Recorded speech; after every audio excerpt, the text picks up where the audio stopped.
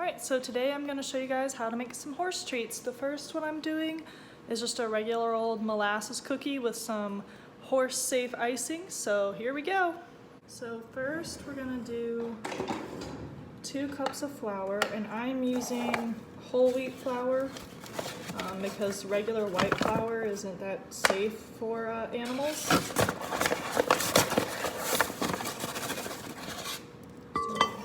1,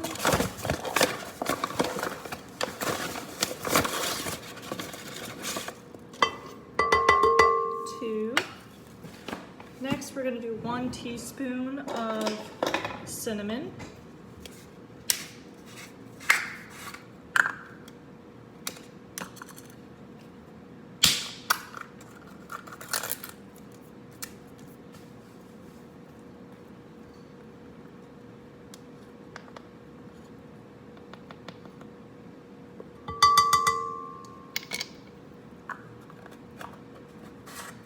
Now you're just gonna combine those. All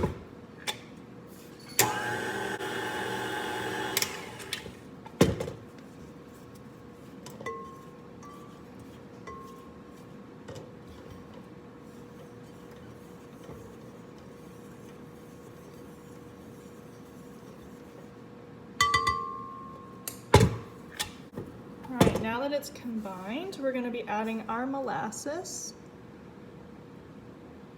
So we're gonna add half a jar of molasses. And you can just kind of eyeball it. I mean, if you put a little bit more in there, all it is better for the horse, right?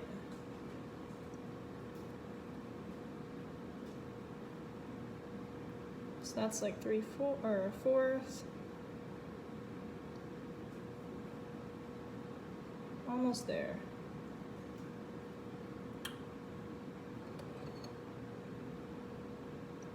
Alright. You could also measure out 6 ounces, but I didn't feel the need to do that. I'm gonna mix it up. It's gonna form a really sticky dough, and that's what you want. Make sure you pause to scrape the sides because it is sticky. So not everything incorporates when it sticks to the side. Okay, so now is when you form your dough into whatever shape you want. I used to do a giant rolled out sheet of this, and then I'd use a cookie cutter to make shapes. But I'm pressed for time because I have another law class here in a little bit. So I'm gonna try something new where I'm just going to roll it into cylinders kinda, and then cut it into pieces so that it looks like little tiny cylinders. Her favorite horse treats that I buy look like that, so I figured maybe she prefers that because she really won't eat the other treats I buy for her that are larger. So I think she likes the smaller.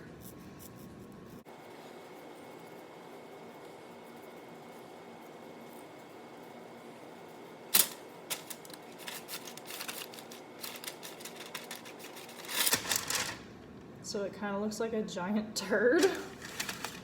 So there's one.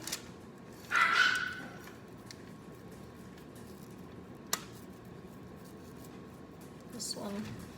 The important thing too is it gets really sticky. So once your hands are super covered in this stuff, it starts sticking to you rather than forming a shape. So you gotta wash your hands a lot. And you don't have to have like perfect shapes, you know, they're not gonna care what they look like. The main point is don't make it so large so they can choke on it, and don't make it so small to where they don't really taste it. Obviously the most important point is don't make it too big or they'll choke on it.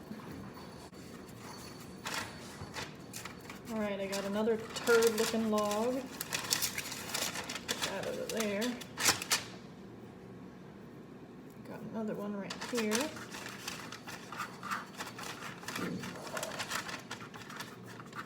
So this is a great treat if you're really pressed for time, but you know, for me, All of my horse-related stores like Dover and Charlotte Saddlery, etc., are at least 45 minutes from my house. So popping by just to grab horse treats is not really doable for me, especially because I'm in law school, so I have classes most of the day. And then when I do have free time, I don't want to spend it in the car just to go pick up a bag of treats. So I either order everything on Amazon, which, as you know, right now during Corona, everything is taking a long time to show up. And quite frequently, my delivery people don't ring the doorbell when they deliver stuff.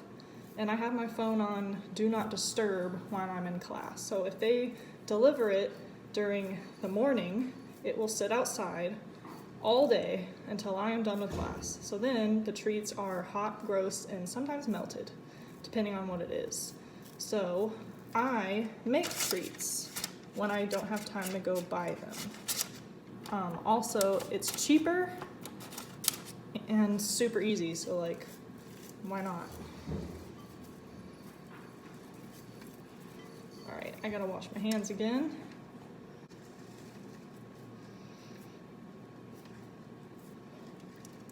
So as you can see, I'm just kind of slowly pushing it out and also spinning it, so I'm creating somewhat of a cylinder. And this kind of does really hard because it's crumbly but also sticky, so you have to keep pressing it. Otherwise, if you just roll it in your hand like you would do to make a ball, it just crumbles and falls apart. It's also helpful to not make it too long, otherwise it will break and fall like mine just did.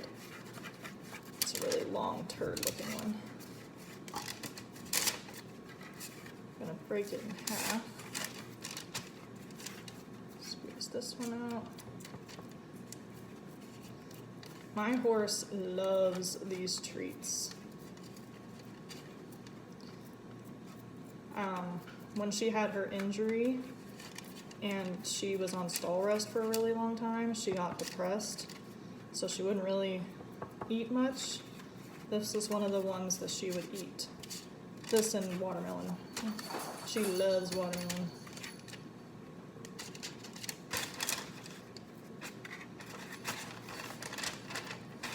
All right. Doing this next one.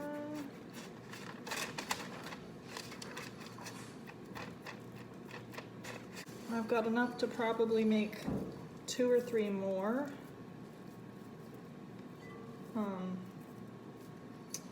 But you know what? I'm actually going to wait on that because I got to hurry up and get these in and out before class.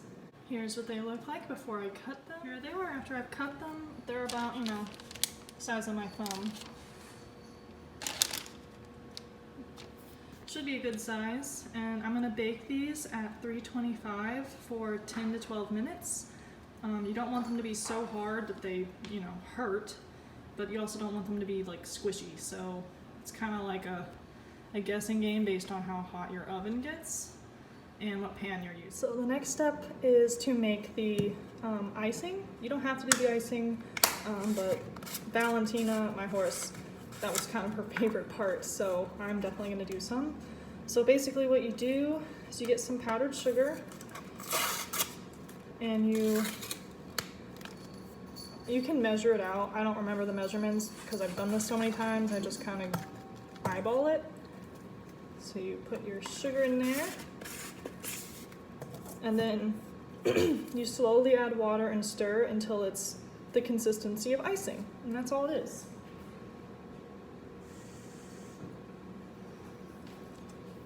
And then if you add too much water, just add more sugar. So I added too much water, so it's not coming out. Try this side. Ooh, that came out really fast. So, as you can see, it's still a little too liquidy. So I'm gonna add more sugar. This looks good. So I'm going to be doing a drizzle over mine. So it's, to you it probably looks the same as before I added more sugar, but when I stir it, it feels thick. And so that means after I drizzle it, it's gonna harden. And it'll be a good icing for them. So at 10 minutes, my cookies were still way too soft, so I put them back in for 3 more minutes. And while those are baking, I'm gonna log on to my class. So that way, when they're done, I pull them out, I can run right in here and be on Zoom. And back from class, this is the finished product. It's already been baked, and it's nice and crunchy. Now I'm gonna add the icing. Here is the finished product. So you can do your icing as messy or as neat as you want. I just quickly dribbled it on there, and once it hardens, I recommend refrigerating it. It'll last longer if you refrigerate it, and I'll just bag up a couple when I go to the barn.